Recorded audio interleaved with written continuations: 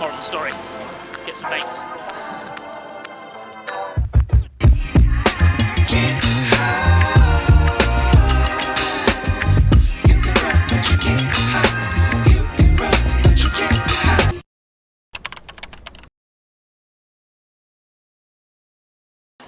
This is it, Tuesday night, Cambridge. Look around. It's good. This is where we train every week. So as I've explained, I'm coached by Nick, my normal coach, but then Mark, Rick, Phil are the coaches of all the different Cambridge groups here.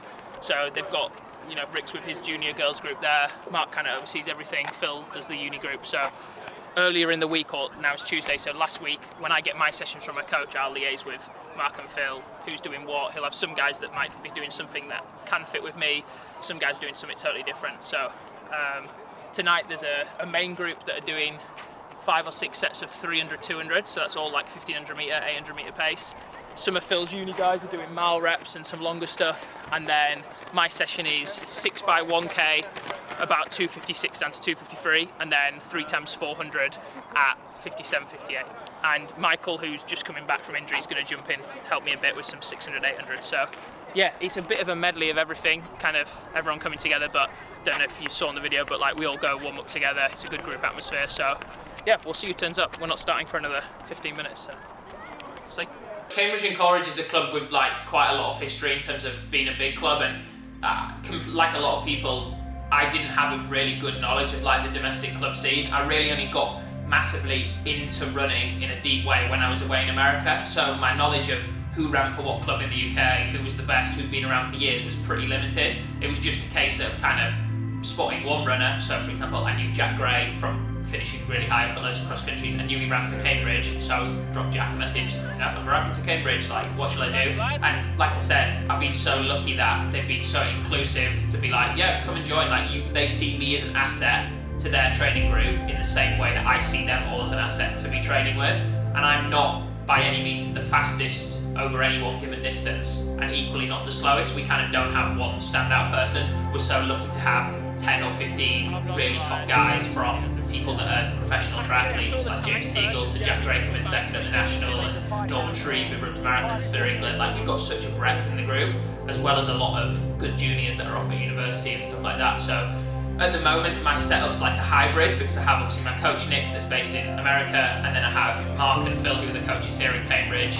So they work together to kind of go, okay, these are the sessions that the whole group in Cambridge is going to do on a Tuesday and a Thursday, and then I'll send them over to Nick and say, right, how can we make the sessions similar so I get the benefit of training with the group, but what do I need that's personalised or specific to me based on my training goals? So sometimes it's really small changes, like if the group's got 16 300s, I might have 20 300s, or rather than 60 seconds rest, I've got 30 seconds rest, those types of things. And equally, sometimes the group have got a session that is too hard, if you will, for the level that I'm currently at, or if I'm just building back and they're running 65s, it'll be like, okay, no, Callum actually only run 68s today. So it's not a case of me needing to do things that are harder, it's just things that are slightly different. So yeah, it's been really good to be able to get down and train with a group, but also have my head down personally and be like, look, if I have to go across the road to the Pure Gym and do weights with the guys that are doing bicep curls with the backpacks on, then so be it. Like that's a necessary part.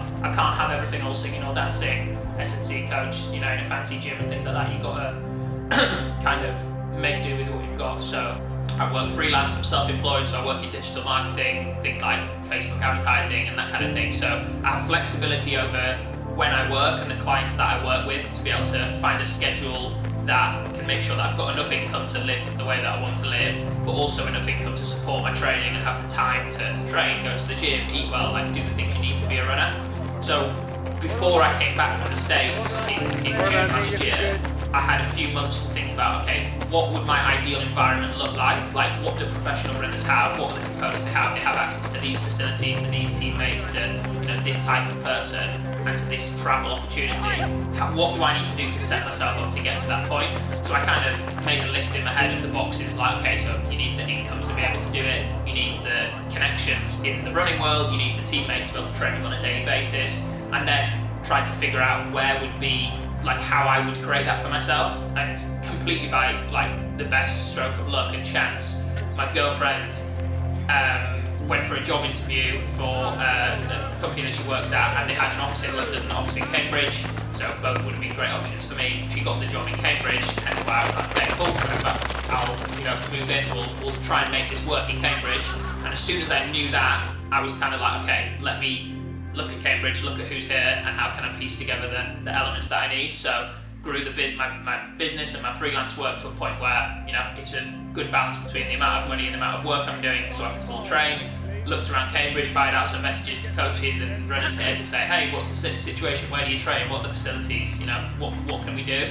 And then since then it's just expanded, trying to fold like another person into my kind of ecosystem, if you will. So recently folded in like a physio who's really good at my physio, my S&C, people that are more connected to the agents in the running world who I'm not signed with, but they can try and help me get into a race or push me in the right direction, and just trying to bring those people in to give myself this kind of like professional setup, but without being connected to a brand and a contract and all that sort of thing. So yeah, I'm really lucky to have the support of different people like SOAR Running, OT Nutrition, that are brands that are looking for smaller, less established runners such as myself, that they can give the support to try and push on to the next level and give them some of the crucial things such as your kit and your nutrition and some travel budget and things like that, to be able to compete with the guys that have got everything kind of given to them on a plate or have done enough to deserve a full-time sponsorship.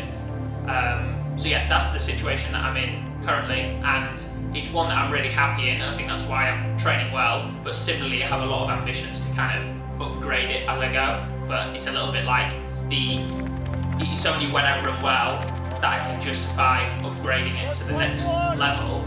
And if I'm not running well, looking at what I have existing and trying to cut out the elements or edit the elements that are not as good. So if I was, for example, I was getting a few niggles and stuff, I was like, well, I'm not seeing a physio, I'm not regularly going for sports massage, cool, I'm just going to have to batten down and make the investment to be able to do that, because I ain't got anyone else that's going to pay for it for me right now, so I'll just have to do that in the hope that keeps me injury free, I start running well, and then I get the funding to be able to cover it, that kind of thing. So yeah, it's pretty like strategic of how I'm trying to work things out, but a lot of it has just been luck of where I've ended up, the type of people that I've met that have been nice enough to be like, yeah, come and train, or let's do this sort of thing. So yeah, it's been a bit of a random journey. There's not many people that have got to this point through the same way that I have, but I think I've learned a lot in the process of doing it myself that has actually benefited my running. Yeah, good to feel better. Like, I was ill last week for 3 days, then I had a session back on Saturday and felt very average. Like one where I didn't walk away happy with it, so tonight I can walk away and be like, oh good, yeah, excited, ready to roll into the weekend. That's like as good as I do. And those 56 and 57s felt like they were 59, 60, which is really good. I just focused on stay relaxed. So this weekend when there's a pacer or other guys, just got to remember how I felt then, just be like, look, just stay there. So yeah, excited again to race and in good enough shape. I was supposed to have 3 reps at the end, but I know when the lactic's building up and 2 is enough for me. So yeah, good session, mate. Nice little weather for you as well. Yeah, nice. I'll see you Friday. Yeah, see you then, mate.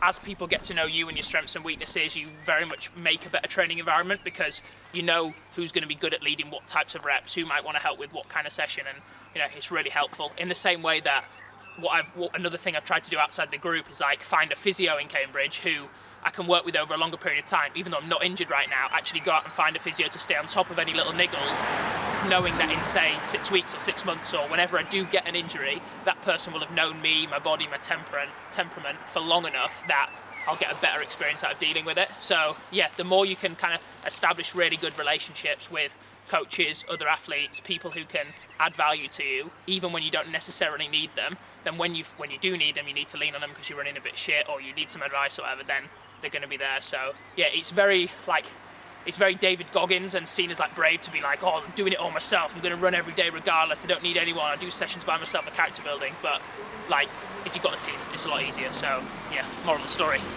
get some mates.